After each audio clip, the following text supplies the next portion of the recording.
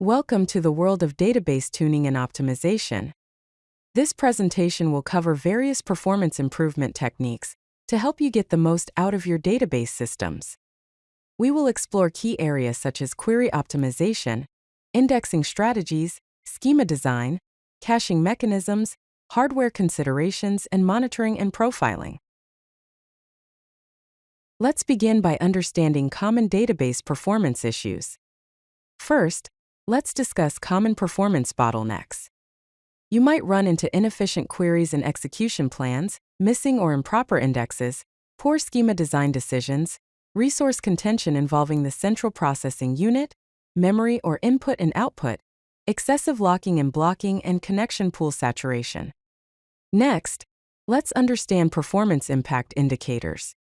These include slow query response times, high central processing unit or memory utilization, increased disk input or output operations, and application timeouts. Query optimization is a critical aspect of database tuning.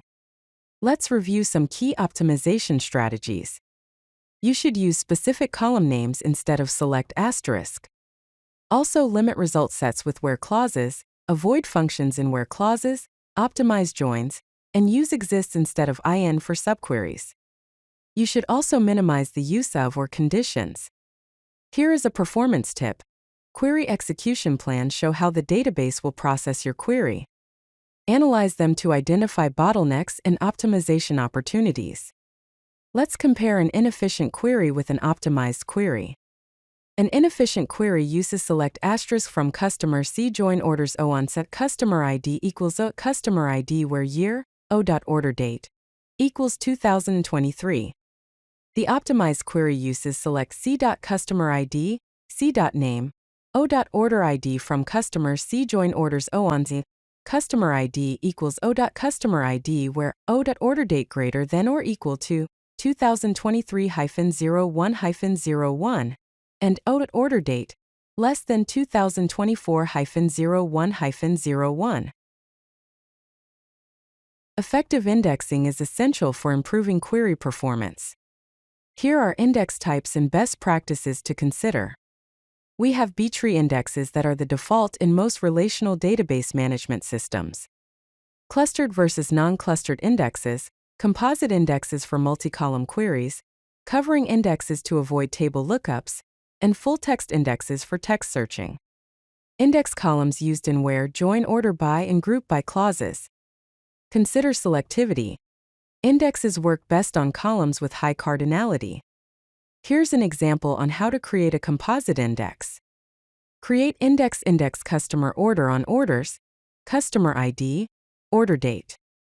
Proper indexing can reduce query time from minutes to milliseconds, but too many indexes can slow down write operations such as insert, update, or delete. Here is a visual representation of a B-tree index structure.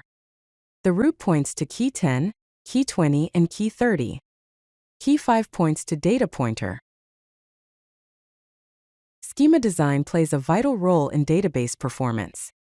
Some schema design principles are: normalize to reduce redundancy, denormalize for read-heavy workloads, choose appropriate data types, use constraints for data integrity, and implement partitioning for large tables. While normalization reduces redundancy, it can increase join complexity. Balance normalization with query performance needs. Here's an example of schema optimization. An inefficient schema has a customer order table with columns ID, customer name, customer email, order date, product name, and product price. An optimized schema has a customers table with columns ID as primary key, name, and email. Orders table with columns ID as primary key, customer ID as a foreign key, and order date. Caching can significantly reduce database load and improve response times. Here are some caching mechanisms. We have query result caching, buffer pool optimization, in-memory databases, application-level caching, and distributed cache systems like Redis and Memcached. Implement proper cache and validation strategies to ensure data consistency when the underlying data changes. Here's a query cache hint example in PostgreSQL. Select comment cache asterisk from products where category equals electronics. Effective caching can reduce database load by 80 to 90% for read-heavy workloads, dramatically improving response times. A caching architecture consists of application, cache layer, and database. The underlying hardware has a significant impact on database performance. First, let's discuss the key hardware components. There's the Central Processing Unit or CPU. Use multi-core processors for parallel query execution. Then there's memory. Use sufficient random access memory for query caching and buffer pools. Storage, which uses solid-state drives for faster data access and input or output operations. Finally, network with high bandwidth for distributed database systems. Vertical scaling, which means better hardware has limits. Consider horizontal scaling, that is distributed systems for very large workloads. Let's consider performance impact by component. An SSD is 10 to 100 times better. Random access memory is 5 to 20 times better. Central Processing Unit is 2 to 5 times better. A network is 1.5 to 3 times better.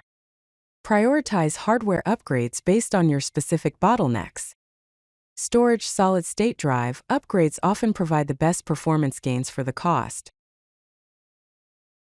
Monitoring and profiling are essential for identifying and resolving performance issues. Monitoring essentials include query performance metrics, resource utilization such as CPU, memory, and input or output. Then there's connection pool statistics, lock contention and deadlocks, and cache hit ratios. Real-time monitoring means continuous tracking of database metrics to detect issues as they occur. Historical analysis allows for trend analysis to identify gradual performance degradation. An example query in PostgreSQL for slow queries is select query, calls total time, rows mean time from pg_stat_statements order by mean time desk limit 10. Profiling tools and techniques includes execution plan analyzers, database-specific profilers, slow query logs, and wait event analysis. Proactive monitoring means set up alerts for key metrics to address issues before they impact users. Monitor trends to predict future capacity needs. For very large databases, partitioning and sharding can improve performance and scalability. With database partitioning, you can use horizontal partitioning by rows or vertical partitioning by columns. You can use range-based partitioning or hash-based partitioning. The benefits of partitioning are improved query performance, better maintenance operations, and increased availability through independent partition management. Here's an example of a query in PostgreSQL range partitioning. Create table sales, IDINT, sale date, amount decimal, partition by range, sale date. Database sharding involves distributing data across multiple servers, key-based sharding strategies, geographic sharding, and directory-based sharding. Sharding increases complexity, but enables horizontal scaling. Consider cross-shard queries and data consistency challenges. If you like this video, hit that like button and don't forget to subscribe. Visit codelucky.com for more such useful content.